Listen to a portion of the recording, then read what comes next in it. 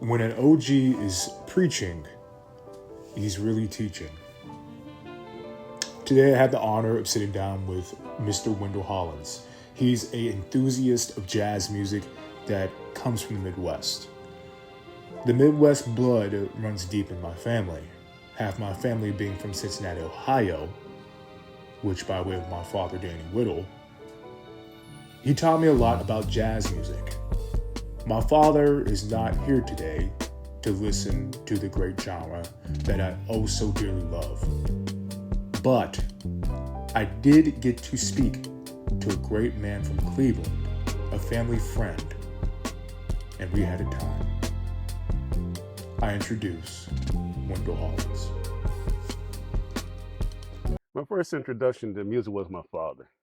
And my father actually played in a jazz band. He had a regular day job at a bakery, but he played in a jazz band at night.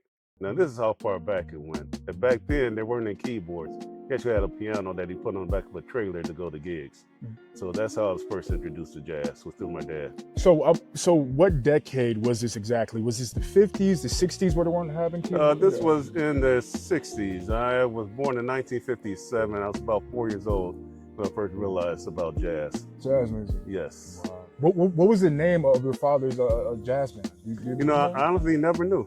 Never knew. Yeah, I knew he played, but I never knew the name of the group. Okay. Do you come from a talent, like a talent music background with your family? Yes. My grandfather, he's in the church music, is where my dad got it from.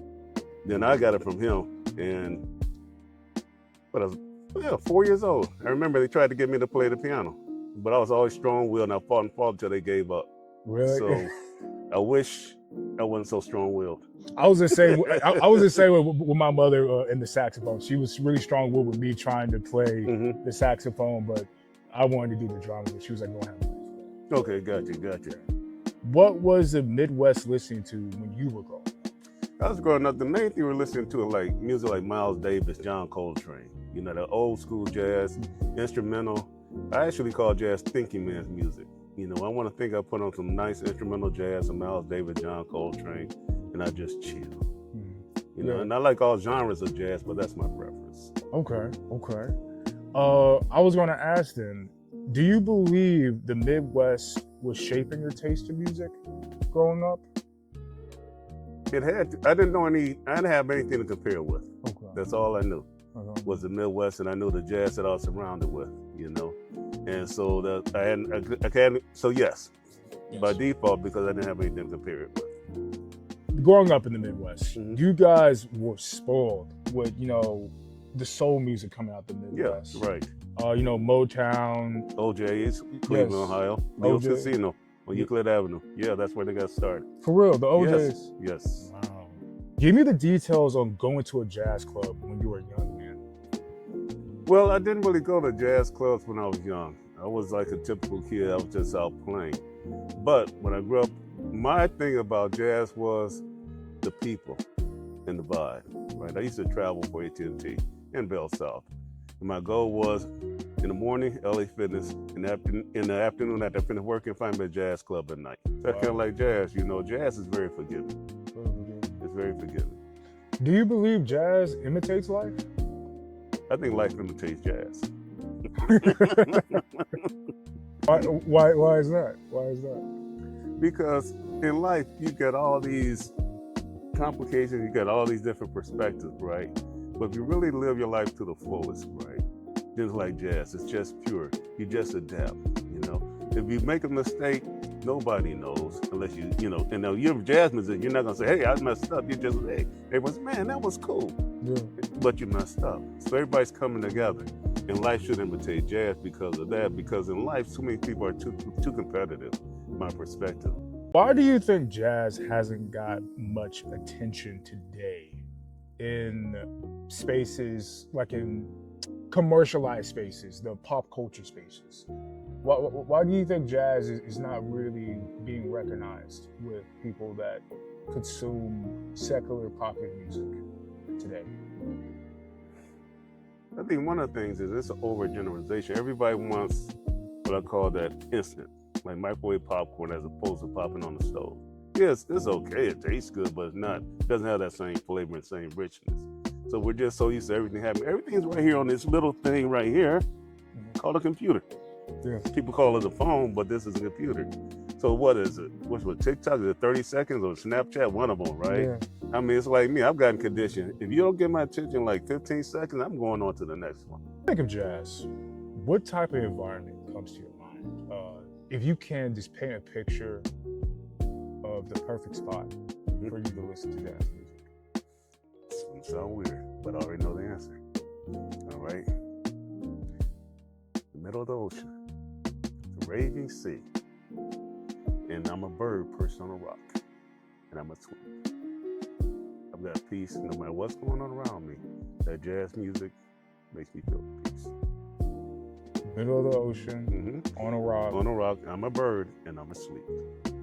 I'm not worried about anything. I'm just listening to the waves, and the waves are the jazz music. Wendell then gives his insights on Quincy Jones and Miles Davis. He even explains the significance behind the famous album cover of Bitches Brew and gives a couple pointers on what to listen to. This is my father's. Oh, really? Yes. Okay. Miles Davis, Bitches Brew. I love this. I wanted to get your opinion about that album or any song from that album. Okay. Yeah. First of all, you look at the cover, right? You can show the camera. Yeah. You look at the cover, right? This says a lot. And you can interpret this cover in a lot of ways. It's just like jazz music. You're not getting the same music, but we interpret it different ways. So that's the first thing. This represents jazz. Just takes me away. I can see this different ways depending on my mood and interpret it. Bitches Brew is a nice one. It's 26 minutes long. And it's just, again, I'm repeating myself, but very introspective. You know, I close my eyes when I listen to it. Wow. And I just reset. And I'm taken somewhere that may not even be on Earth. You know? Kind of like if you look here, and the top of the head, and it's just a trail going somewhere out in space. That's the way I interpret it, right?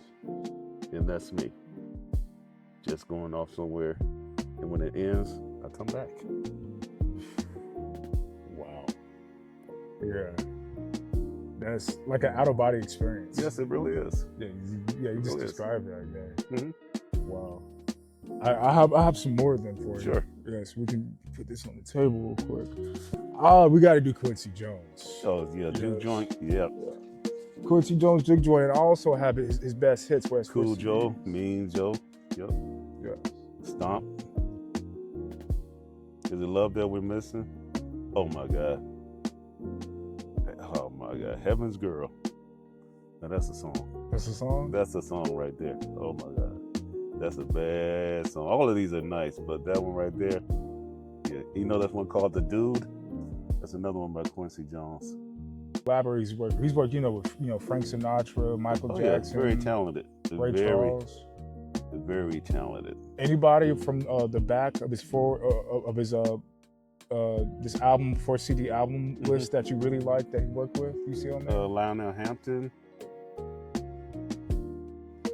Big Maybill. Good God, she's about 400 years old now. Cannonball Adderley, Dinah Washington, Ray Charles, of course, Billy Eckstine, Duke Ellington. Oh, yeah. Carmen McRae. She never got the credit that she deserved. Diana Ross. I like some of her songs. Oh, Donny Hathaway. Absolutely outstanding. And the list goes on and on. You could give me 2 people off that list you just read. Which one do you suggest that the audience should listen to off that list that Quincy Jones has worked with? I'm scanning it again. Take your time. Carmen McRae, because she's underrated. And Donny Hathaway. Donny Hathaway. Donny Hathaway will be the first one. That is a wrap on the montage video I had with the great jazz enthusiast, Wendell Hollins. To see the rest of the interview, you can click on my full-length documentary called Jazz in 2025 on my YouTube page. Next, for the interview series for Jazz 2025, I'll be talking to Mike Redman, the son of musical polymath, composer, and orchestrator Eggert Ed Redman. He has credits with Michael Jackson, Frank Sinatra, Sam Cooke, and plenty more. Be on the lookout. It's the beauty of it. This is Culture Captured.